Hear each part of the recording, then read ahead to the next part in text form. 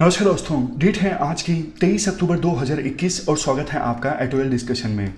आज 3 इश्यूज हम डिस्कस करेंगे, 2 हिंदू के और एक जीरो बजट नेचुरल फार्मिंग से संबंधित जो टॉपिक हैं वो हम रिवाइज करेंगे।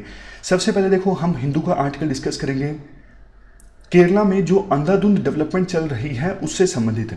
वैसे देखो, आर्टिकल केरला स्पेसिफिक है, लेकिन हमारे देश में जो भी पहाड़ी राज्य हैं जैसे उत्तराखंड, हिमाचल प्रदेश, नॉर्थ ईस्ट के राज्य हैं, उन पर भी ये आर्टिकल एप्लीकेबल होगा। जब हम डिस्कस करेंगे तो आप समझ जाओगे। उसके बाद नीचे ये जो आर्टिकल है वो इंडिया के क्लीन एनर्जी ट्रांजिशन प्लान से संबंधित है। इस आर्टिकल में हालांकि डेटा काफ़ी ज़्यादा है, बट यूपीएससी क्वेश्चन पूछ सकती है। इंडिया के क्लीन एनर्जी ट्रांजिशन प्लान के बारे में डिस्कस करेंगे डिटेल से। तीसरा आर्टिकल हम जीरो बजट नेचुरल फार्मिंग के बारे में डिस्कस करेंगे। और ये देखिए क्वेश्चन जो आपको अटेम्प्ट करना है, discuss the changing trend of land use pattern in India's mountainous region. India के पहाड़ी रीजन्स में जो लैंड यूज पैटर्न है किस प्रकार से चेंज हो रहा है, उस ट्रेंड को आपको डिस्कस करना है और उसके क्या कंसिक्वेंसेस हो रहे हैं उसे भी आपको डिस्कस करना है। 250 वर्ड्स में आपको इस क्वेश्चन का आंसर देना है। इसके बाद एथिक्स का कोट है आज का, happiness is when what you think, what you say and what you do are in harmony. ये महात्मा गांधी का कोट है। एथिक्स में बहुत बार जब केस स्टडीज आती हैं तो इस प्रकार की सिचुएशन में एग्जामिनर हमें डालने की कोशिश करता है, जब आप कोग्निटिव डिजुनेंस फेस करते हो तब आप इस कोट का इस्तेमाल कर सकते हो। देखो, हैप्पीनेस पे भी वैसे यूपीएससी ने 2014 में सीधा सीधा क्वेश्चन पूछा था, तो ऐसे ऐसे क्वेश्चंस में भी इस कोट का इस्तेमाल किया जा सकता है। इस कोट के अनुसार जो आप सोचते हो, जो आप कह रहे हो और जो आप कर रहे हो, तीनों चीजें सेम होनी चाहिए, सबके बीच में हार्मनी होनी चाहिए। ऐसा नहीं कि बोल हम बड़ी बड़ी बातें रहे हैं कि हम करप्शन नहीं करेंगे, वैल्यूज को अपहोल्ड करेंगे, लेकिन मन में कुछ और चल रहा है, कर कुछ और रहे हैं, फिर कोग्निटिव डिसोनेंस आता है और फिर जो इंसान है वो खुश नहीं रह सकता ऐसी सिचुएशन में। तो तीनों चीजें हमेशा सेम होनी चाहिए। क्या आप सोचते हो, क्या कहते हो, क्या करते हो।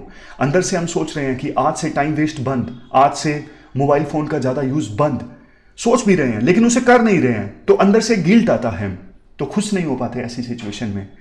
तो अब चलिए डिस्कशन स्टार्ट करते हैं। फर्स्ट इंपॉर्टेंट आर्टिकल केरला में लैंड यूज पैटर्न से संबंधित है। आप जीएस पेपर 3 के इस टॉपिक से आर्टिकल को रिलेट कर सकते हो। क्या कंटेस्ट है, देखो 2018 में और 2019 में 2 साल लगातार बैक टू बैक केरला में फ्लड्स आई थी। बहुत से लोग मारे गए थे, प्रॉपर्टी का काफ़ी नुकसान हुआ था। इस साल एक बार फिर से केरला में बड़ी संख्या में लैंडस्लाइड्स देखने को मिल रहे हैं हैवी रेनफॉल के कारण। 21 अक्टूबर तक 42 लोगों की जानें जा चुकी हैं।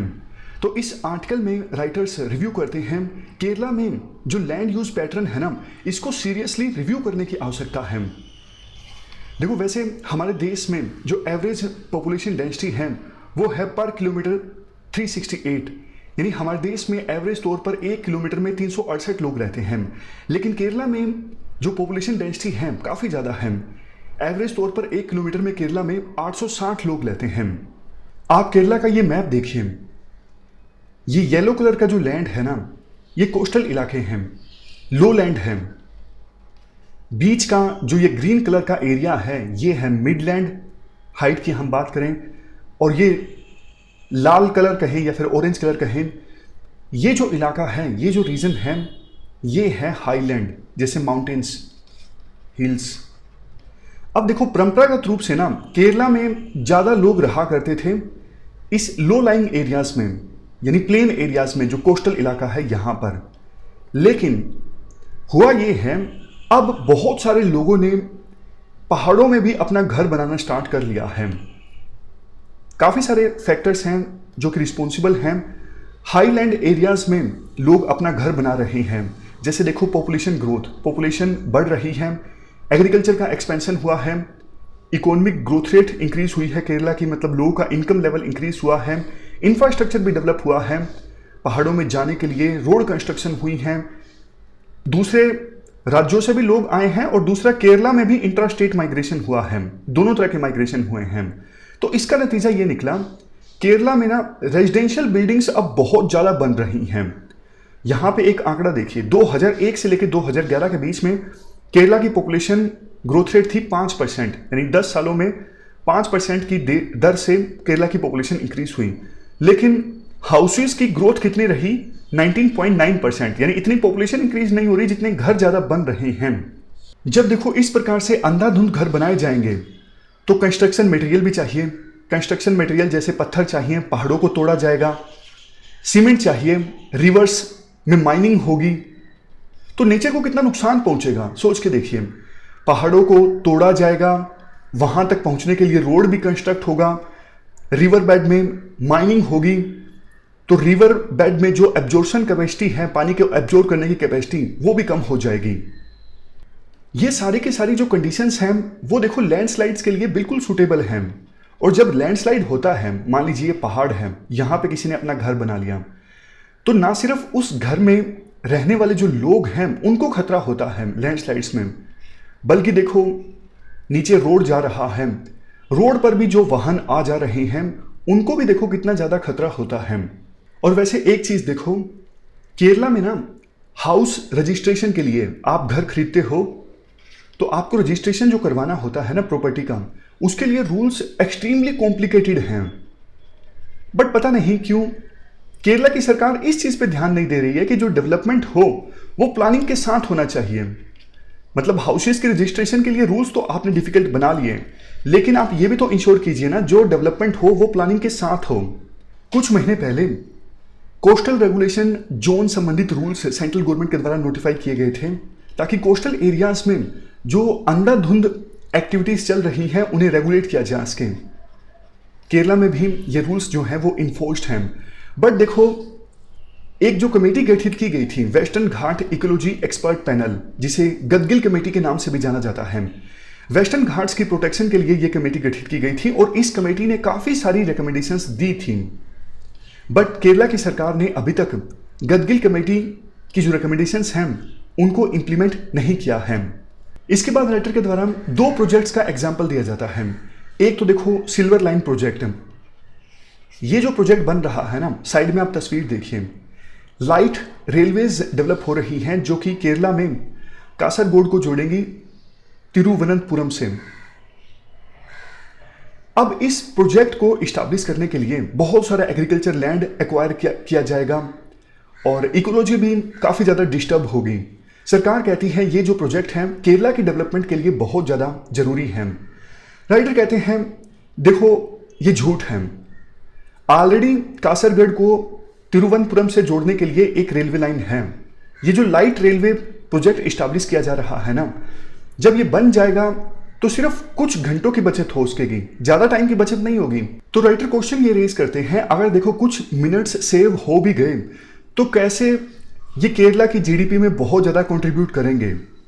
ऑलरेडी जो रेलवे लाइन है वो भी उपयोगी है, उसका मैक्सिमम यूटिलाइजेशन हो रहा है, लेकिन इस रेलवे लाइन से इकोलॉजी बहुत ज्यादा नष्ट होगी।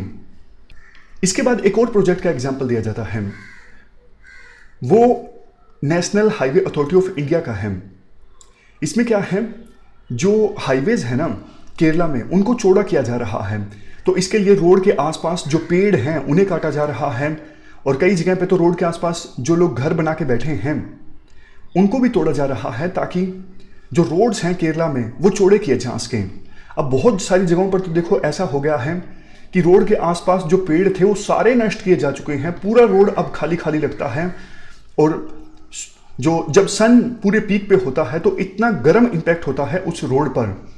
इस प्रकार से जब देखो पेड़ को अंधाधुंध काटा जा रहा है रोड्स को चौड़ा करने के लिए, तो फिर क्लाइमेट पर भी असर पड़ता है और लोकल जो बायोडाइवर्सिटी है उन पर भी काफी नेगेटिव इंपैक्ट पड़ता है। राइटर कहते हैं आज देखो अगर केरला को किसी चीज की आवश्यकता है तो वो है पावर जनरेशन की, अर्बन इंफ्रास्ट्रक्चर को डेवलप करने की। जैसे एक एग्जांपल दिया जाता है कोची का।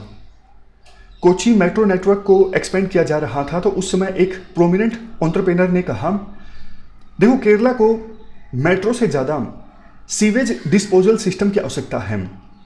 मतलब जितने लोग कोची में रहते हैं उनके लिए अभी का सीवेज डिस्पोजल जो इंफ्रास्ट्रक्चर है वो पर्याप्त नहीं है। तो वही क्वेश्चन राइटर रेज करते हैं कि ट्रांसपोर्ट से ज़्यादा दूसरी चीज़ों की आवश्यकता है केरला को, जैसे पावर जनरेशन, स्किल्ड वर्कफोर्स और अर्बन इंफ्रास्ट्रक्चर। लास्ट में राइटर ये बोलते हैं देखो अगर इस अंधाधुंध डेवलपमेंट को नहीं रोका गया तो बहुत नुकसान हो जाएगा नेचर को केरला में। एग्जाम्पल देते हुए राइटर कहते हैं, देखो डेवलपमेंट जरूरी है, इस बात से इनकार नहीं किया जा सकता, लेकिन डेवलपमेंट इस प्रकार से इंश्योर की जाए कि नेचर को नुकसान ना पहुंचे, और ये इंश्योर करने के लिए चाहिए टेक्निकल एक्सपर्टीज। एक एग्जाम्पल देते हैं राइटर, केरला में देखो जो रिवर्स है ना, वो ईस्ट से वेस्ट की तरफ फ्लो करती हैं और अरेबियन सी में गिरती हैं। तो जैसे जैसे रिवर्स फ्लो करती है ना ईस्ट से वेस्ट में, साथ साथ रिवर्स के रिवर वैलीज भी आपको दिखेंगी। लेकिन केरल में डेवलपमेंट इस प्रकार से की जा रही है जैसे ये रेलवे लाइन है, ये नॉर्थ से साउथ बिछाई जा रही है। तो होगा क्या, इससे बहुत सारे पहाड़ों को तोड़ा जाएगा, रिवर वैलीज को काटा जाएगा, तो इससे रिवर्स का जो रास्ता है वो भी चेंज होने का खतरा रहता है। तो आप डेवलपमेंट इस प्रकार से मत इंश्योर कीजिए ना, थोड़ा एक्सपर्टीज यूज कीजिए। तो जब भी आप कुछ इस प्रकार का बड़ा प्रोजेक्ट प्लान करो तो फिर earth scientist, independent public policy experts, elected representatives, affected areas के सिटीजन्स, इन सबको आप साथ लेके चलो। ये जो प्रोजेक्ट्स है ना, one nation one highway specification, light railways, देखो इन प्रोजेक्ट्स की डेंसली पॉपुलेटेड एरियाज, मतलब जहां पे पॉपुलेशन की डेंसिटी बहुत ज्यादा है, वहां पे कोई आवश्यकता नहीं है इन प्रोजेक्ट्स की। इससे तो केरला की जो इकोलॉजी है वो और ज्यादा वल्नरेबल हो जाएगी, और इस प्रकार के जो लैंडस्लाइड्स हैं वो भविष्य में भी ज्यादा आएंगे। तो आवश्यकता ये है, जो सभी स्टेक होल्डर्स हैं जिनकी हमने बात की, earth scientist, independent public policy experts, elected representatives, citizens, affected areas के, सबको साथ लेके प्रॉपर कंसल्ट करके केरला की सरकार डेवलपमेंट लेके आए। अंधाधुंध डेवलपमेंट से इकोनॉमी को भी बहुत ज़्यादा नुकसान उठाना पड़ता है। तो ये हमने पूरा आर्टिकल डिस्कस किया, चलते हैं आगे। इसके बाद नेक्स्ट आर्टिकल इंडिया के क्लीन एनर्जी ट्रांजिशन प्लान से संबंधित है। आप जीएस पेपर 3 के इस टॉपिक से आर्टिकल को रिलेट कर सकते हो। देखो, सबसे पहले आप एक क्वेश्चन का आंसर दीजिए, एनर्जी सिक्योरिटी से आप क्या समझते हो। कई बार ना यूपीएससी इस प्रकार के क्वेश्चन पूछ लेती है जिसमें ये टर्म आपको मिलेगी, एनर्जी सिक्योरिटी। तो अगर आपको टर्म का मतलब नहीं पता होगा तो फिर हो सकता है कि क्वेश्चन का जो डिमांड है उसका आंसर देने में दिक्कत आए। तो बेसिक चीज़ है एनर्जी सिक्योरिटी। एनर्जी सिक्योरिटी में देखो दो एलिमेंट्स शामिल हैं, एक तो अनइंटरप्टेड सप्लाई और दूसरा अफोर्डेबल प्राइसेस पे। तो एनर्जी सिक्योरिटी का मतलब सिर्फ ये नहीं है कि आपको बिजली मिलती रहे लगातार, सस्ती भी मिलनी चाहिए ना, महंगी बिजली मिलेगी तो फिर अफोर्ड कैसे कर पाएंगे। तो दोनों एलिमेंट्स इंक्लूड करने हैं। तो इंडिया के सामने देखो चैलेंज ये है, पॉपुलेशन है 1.3 बिलियन, 130 करोड़। तो इतने लोगों के लिए ना सिर्फ एनर्जी सिक्योरिटी इंश्योर करना, मतलब उन्हें 24 घंटे बिजली मिले सस्ते दामों पर, यह इंश्योर करना, बल्कि इसके साथ साथ क्लाइमेट चेंज के लिए इंडिया ने जो कमिटमेंट की है पेरिस क्लाइमेट चेंज एग्रीमेंट में, उस कमिटमेंट को भी फुलफिल करना। इसके बाद राइटर कहते हैं 2003 में आया इलेक्ट्रिसिटी एक्ट। इस एक्ट का फायदा यह हुआ, हमारे देश में जो थर्मल पावर प्लांट से इलेक्ट्रिसिटी जनरेट होती थी ना, वो ऑलमोस्ट डबल हो गई। 2011 से लेकर 2017 के बीच थर्मल पावर प्लांट से प्रोड्यूस होने वाली इलेक्ट्रिसिटी डबल हो गई, 94 गीगावाट से हो गई 192 गीगावाट। तो ये शार्प इंक्रीज जो हुआ थर्मल पावर प्लांट से इंक्रीज होने वाली इलेक्ट्रिसिटी से, इसका नतीजा देखो ये निकला, हमारे देश में पर कैपिटा इलेक्ट्रिसिटी कंजप्शन जो है वो इंक्रीज हो गया बाय 37%। और पीक डिमांड डेफिसिट क्या होता है, जैसे देखो बिल्कुल पीक है, फॉर एग्जांपल रात को पीक में इलेक्ट्रिसिटी चाहिए या फिर दिन में चाहिए, मतलब मुझे पता नहीं कौन से समय में इलेक्ट्रिसिटी बिल्कुल पीक पर चाहिए होती है। घरों में तो देखो रात को चाहिए होती है, लेकिन इंडस्ट्रीज को तो दिन में चाहिए होती है ना। तो जो भी टाइम हो, पीक इलेक्ट्रिसिटी की जब डिमांड होती है ना, तो इंडिया पहले ये डिमांड पूरी नहीं कर पाता था, डेफिसिट हो जाता था बाय 9.8%। ये 2010-11 की बात है। लेकिन अब इंडिया में चूंकि इलेक्ट्रिसिटी ज्यादा प्रोड्यूस होती है, तो पीक डिमांड डेफिसिट इंडिया में सिर्फ 1.6% है, और वो भी डेटा है 2016-17 का। अभी तो हो सकता है इंडिया में इलेक्ट्रिसिटी सरप्लस में हो। इसके बाद राइटर कहते हैं ये सभी अचीवमेंट्स के बावजूद एक दिक्कत ये है, ग्लोबल जितना पर कैपिटा इलेक्ट्रिसिटी कंजप्शन है ना, फॉर एग्जांपल 100 है, तो इंडिया में per capita consumption electricity consumption सिर्फ 33 है, यानी ग्लोबल एवरेज का सिर्फ 1/3 है। अभी देखो इंडिया में ज्यादातर इलेक्ट्रिसिटी किससे प्रोड्यूस होती है, आपको पता है कोल से। हमारे आस पड़ोस में जियोपॉलिटिकल सिचुएशन काफी खराब है, अदरवाइज तो हम ईरान से नेचुरल गैस इंपोर्ट कर पाते पाइपलाइन बिछा के, दूसरे सेंट्रल एशियन कंट्रीज से कर पाते, लेकिन नहीं कर पाते। क्यों? क्योंकि बीच में आ जाता है पाकिस्तान। तो कोल अभी फिलहाल हमारे लिए इंपॉर्टेंट है अगर हमें sustainable development goal number 7 achieve करना है, जो कि कहता है to ensure access to affordable, reliable, sustainable and modern energy for all. जहां देखो आप जिस भी क्वेश्चन को एसडीजी से लिंक कर सको ना कीजिए, कुछ इंडेक्सेस से, रिपोर्ट से लिंक कर सकते हो तो कीजिए, यूएन की रिपोर्ट हो तो और भी बढ़िया, मतलब ऑथेंटिक रिपोर्ट होनी चाहिए। एआरसी से कर सकते हो तो एआरसी से कीजिए, फेडरलिज्म का क्वेश्चन हो तो सरकारिया कमीशन से कीजिए, पुंछी कमीशन, मतलब जो गवर्नमेंट के इंपॉर्टेंट कमीशंस हैं, रिपोर्ट्स हैं, उनसे आप लिंक कर सकते हो तो जरूर कीजिए। इसके बाद राइटर कहते हैं देखो वैसे तो रिन्यूएबल एनर्जी जो है उसका कंट्रीब्यूशन हमारे देश की इलेक्ट्रिसिटी प्रोडक्शन में इंक्रीज हो रहा है। अभी हमारे देश में टोटल जितनी इलेक्ट्रिसिटी प्रोड्यूस होती है ना 24.7% तो रिन्यूएबल एनर्जी है। लेकिन इसमें से देखो ना बहुत सारी जो रिन्यूएबल एनर्जी प्रोड्यूस होती है वो तो जैसे किसी ने घर की छत पर सोलर पैनल लगा लिया। अब ऐसे ऐसे जो इलेक्ट्रिसिटी प्रोड्यूस होती है ना उसको ग्रिड से जोड़ना बहुत मुश्किल होता है। तो 10.7% रिन्यूएबल एनर्जी ही बड़ी जो यूटिलिटीज हैं उनके द्वारा प्रोड्यूस की जाती हैं। वैसे भी देखो जब ये बड़ी बड़ी इलेक्ट्रिसिटी कंपनीज है ना ये भी अगर बड़े स्केल पर रिन्यूएबल एनर्जी प्रोड्यूस करती है ना तो उनको ग्रिड से जोड़ने में बहुत दिक्कत आती है।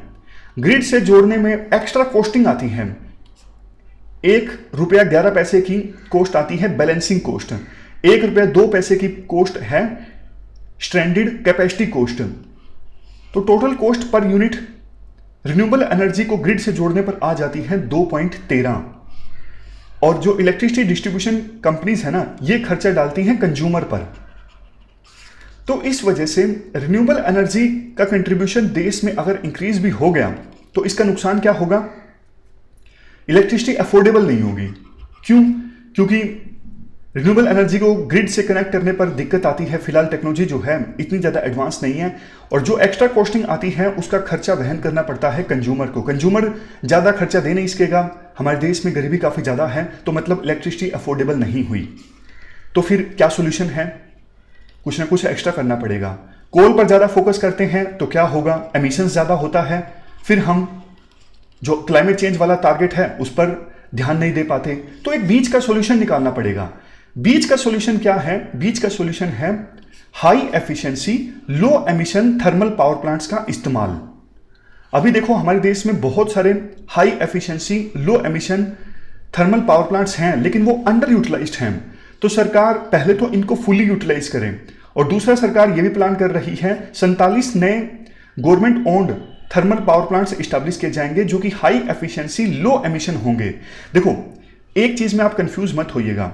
राइटर कहते हैं जो गवर्नमेंट का ट्रांजिशन प्लान है ना उसके अनुसार वो पावर प्लांट्स जो काफी पुराने हो चुके हैं, 25 साल से पुराने हैं, एफिशिएंसी बहुत कम है, कोल की कंजम्पशन ज्यादा है, टेक्नोलॉजी पुरानी है, तो ऐसे थर्मल पावर प्लांट्स जिनकी संख्या है 211 इनको तो रिटायर कर दिया जाए, जिनसे एमिशन भी काफी ज्यादा होता है।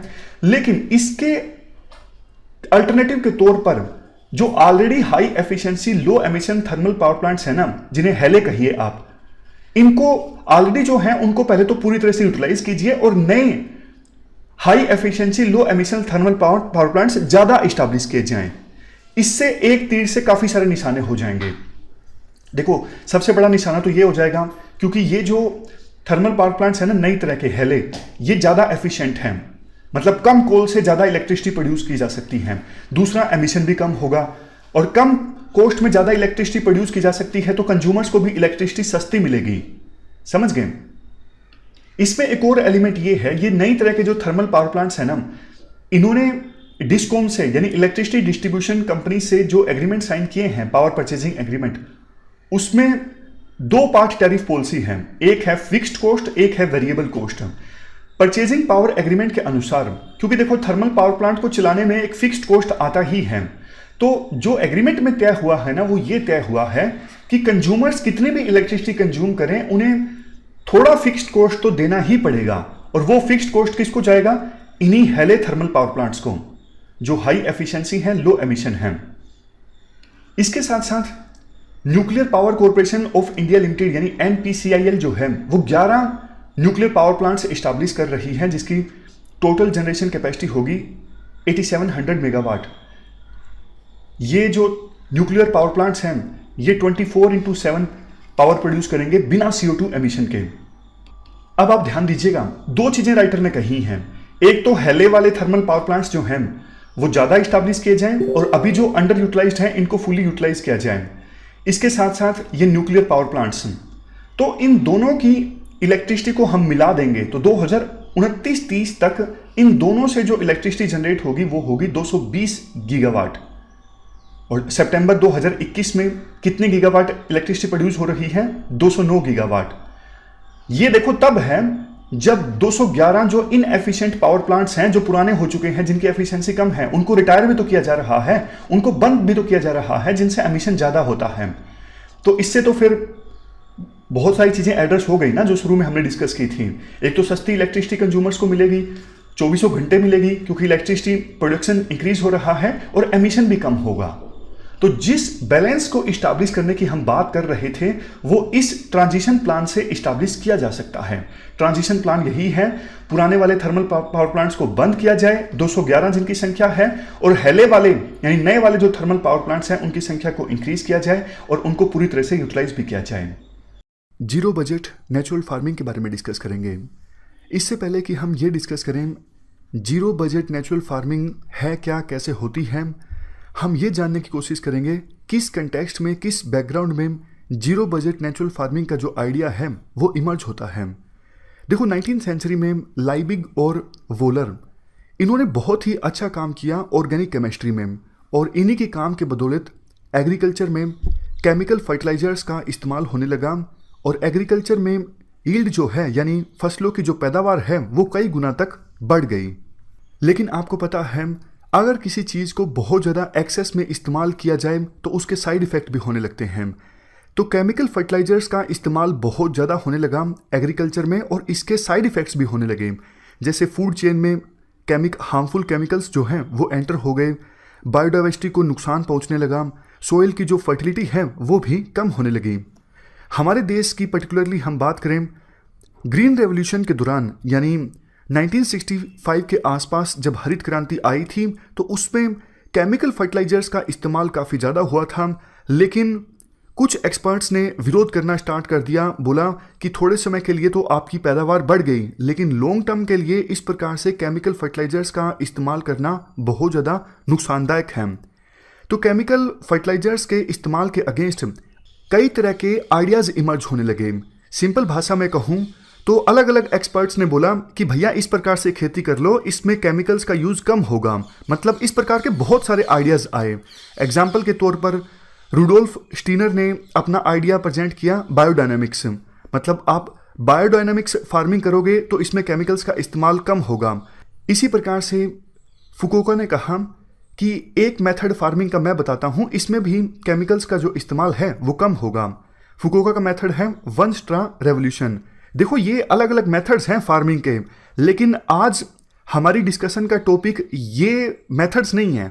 आज हमारी डिस्कशन का टॉपिक है जीरो बजट नेचुरल फार्मिंग। ये तो सिर्फ हम कंटेक्स्ट डिस्कस कर रहे हैं, किस कंटेक्स्ट में जीरो बजट नेचुरल फार्मिंग का जो आइडिया है वो इमर्ज हुआ। उसी प्रकार से देखो मदगास्कर में भी फार्मिंग का एक मेथड इमर्ज हुआ, system of rice intensification.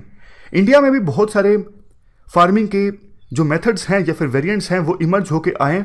Focus सबका इसी बात पर था कि केमिकल्स का इस्तेमाल कम से कम हो, जैसे वैदिक फार्मिंग करो, नाटू इको फार्मिंग करो, अग्निहोत्रा फार्मिंग कर लो या फिर अमृत पानी फार्मिंग कर लो। इन सभी फार्मिंग के मेथड्स में एक बात सेंट्रल है कि केमिकल्स का इस्तेमाल कम होता है। और देखो फार्मिंग के वो सारे मेथड्स जिनमें या तो केमिकल का इस्तेमाल होता ही नहीं है या फिर बहुत ही कम होता है, ऐसे मेथड को आप एक अम्ब्रेला टर्म के नाम से जान सकते हो, ऑर्गेनिक फार्मिंग। अगर मैं सिंपल शब्दों में आपको बोलूं तो ऑर्गेनिक फार्मिंग एक बड़ा सर्कल है और बड़े सर्कल के अंदर ये सारे मेथड आ जाएंगे जो भी हमने अभी डिस्कस किए। वन स्ट्रा रेवोल्यूशन, या फिर सिस्टम ऑफ राइस इंटेंसिफिकेशन, ये सारे मेथड्स जो अभी हमने जाने, जिनमें केमिकल्स का इस्तेमाल या तो नहीं होता है या फिर बहुत ही कम होता है, इनके लिए एक अम्ब्रेला टर्म है ऑर्गेनिक फार्मिंग। ऐसे ही फार्मिंग के मेथड्स की लिस्ट में एक जो मेथड है वो कुछ ही समय पहले ऐड हुआ है, और इस मेथड का नाम है zero budget natural farming. Zero budget natural farming में भी केमिकल्स का जो इस्तेमाल है नहीं होता है। इस फार्मिंग के मेथड को लोकप्रिय बनाया गया है सुभाष पालेकर के द्वारा। सुभाष पालेकर काफ़ी सारी बातें बोलते हैं। वो तो ये बोलते हैं जो भी नॉलेज एग्रीकल्चर यूनिवर्सिटी के द्वारा क्रिएट की गई है वो गलत है।